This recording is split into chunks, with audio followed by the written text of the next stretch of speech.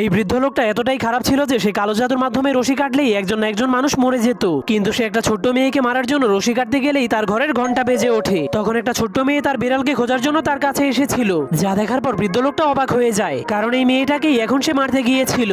আর সেই ছবিতে দেখানো বিড়ালটাকে সে আগেই মেরে ফেলেছিল। কিন্তু মেয়েটা রুমের মধ্যে অনেকগুলো রশি দেখার পর সেই রুমের মধ্যে ঢুকে যায়, এরপর একটা রিমোট দিয়ে খেলতে শুরু করে দেয়, যার কারণে বৃদ্ধ লোকটার কালো জাদুর রশিগুলো এদিক ওদিক দৌড়াতে শুরু করে দেয়। কিন্তু বৃদ্ধ লোকটা যখনই ছোট্ট মেয়েটাকে মারার জন্য তার রশিটাকে কাটতে যায়, তখনই মেয়েটা রিমোটের সাহায্যে সেই রশিগুলোকেও দূরে সরিয়ে দেয়, যার কারণে বৃদ্ধ লোকটা রশির পিছনে দৌড়াতে দৌড়াতে অনেক ক্লান্ত হয়ে যায়। কিন্তু তখনই মেয়েটা পাশেই আরেকটা মেশিন দেখতে পায়। তখন সে মেশিনের কাছে গিয়ে মেশিনের সবগুলো বাটনকে চাপতে শুরু করে দেয়। ঠিক তখনই সে ওই মেশিনের মধ্যে তার মৃত বিড়ালের ছবিটাকেও দেখতে পায়, যা দেখার পর মেয়েটা বুঝতে পারে এই বৃদ্ধ লোকটাই কালো জাদু করে তার বিড়ালটাকে মেরে ফেলেছে। এর জন্য সে বৃদ্ধ লোকটার ছবিটাকে খুঁজে বের করে বৃদ্ধ লোকটাকে মেরে ফেলার ভয় দেখাতে শুরু করে দেয়, যা দেখার পর বৃদ্ধ লোকটা অনেক ভয় পেয়ে নিজের জীবন বাঁচানোর জন্য মেয়েটার বিড়ালটাকে কালো জাদু থেকে মুক্ত করে বাঁচিয়ে